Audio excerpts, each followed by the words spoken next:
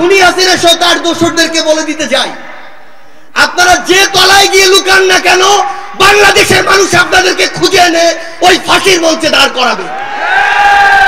আমরা ভারতকে একটি জিনিস বলে দিতে চাই, ওই মোদীকে একটি জিনিস বলে দিতে চাই, বাংলাদেশের মানুষ ভারত বিরোধী নয়, বাংলাদেশের মানুষ ভারতের জনগণ বিরোধী নয়, কিন্তু বাংলাদেশের মানুষ ওই উগ্র সাম্প্রদায়িক মোদী বিরোধী।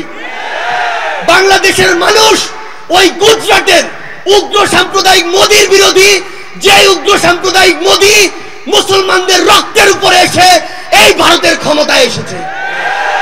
আমরা আমাদের জায়গা থেকে স্পষ্ট করে একটি কথা বলি, সম্পর্ক হবে দেশের সাথে দেশের, ব্যক্তির সাথে ব্যক্তির নয়, দলের সাথে দলের নয়।